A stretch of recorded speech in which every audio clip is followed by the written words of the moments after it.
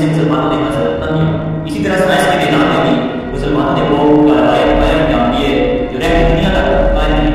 وہ کہ آج تغیر کا دعویٰ ہے کہ سائنس کی دماغ کا ترقی میں زندگی کا حصہ ہے، اگر اس حقیقت سے کوئی انکار نہیں کر سکتا کہ تجرباتی سائنس کی بنیاد مسلمانوں نے کی ہے اور اس کا احترام آج کی ترقی یافتہ دنیا نے کیا.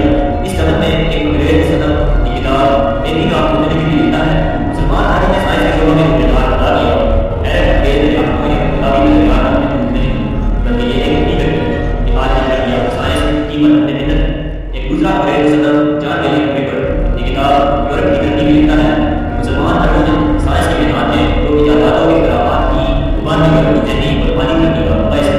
8ویں صدی سے 12ویں صدی تک مسلمان سائنس کا شاید اس وقت مسلمان سائنس نے نئی نئی ایجادات اور اختراعات کر رہے تھے. اس وقت سارا یورپ عالم کے اٹھا کو میرے لیے ڈوبا یہ مسلمانوں کا ذہنی دور تھا. اس دور میں الفارسی قاضی ٹیلیویژن وہ علی سینا البیرونی الخیام جابر بن حیان اور فارابی جیسے سائنسدان پیدا ہوئے.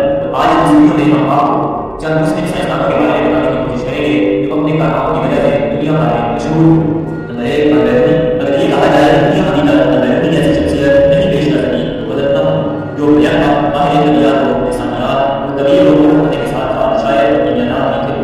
البیرونی نے 180 کتابیں تصدیق کی ہیں. البیرونی نے ثابت کیا کہ روشنی کی رفتار آواز کی رفتار سے زیادہ ہوتی ہے. بلکیات پر البیرونی نے کئی کتابیں تحریر کی. دنیا آج بھی البیرونی کو وبائی بلکیات کے نام سے یاد کرتی ہے. نمبر 2 وہ علی سینا. وہ علی سینا فلسفہ اور فکر میں مشرق و مغرب کے امام مانا جاتا ہے. ابن سینا نے تقریباً 100 کے قریب تصانیف چھوڑی. وہ علی سینا کے بارے میں پروفیسر براؤن کا کہنا ہے کہ جرمنی کی درسگاہوں میں آج بھی وہ علی سینا کی بخشوں سے مانا کیا جاتا ہے. وہ علی سینا اور محمد بن زکریا آدھی کی تصویر اپنی پہلے نسل کی شعبہ علم میں حافظ ہیں. نمبر 3 جابر بن حیان. ساری دنیا آج بھی جابر بن حیان کو فضائل دنیا مانتی ہے.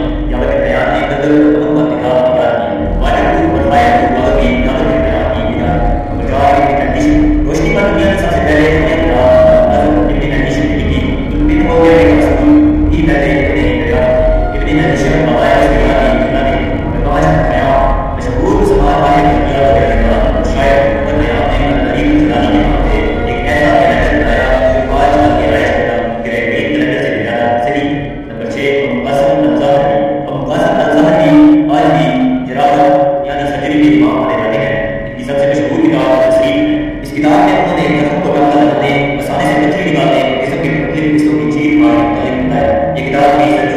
یورپ کی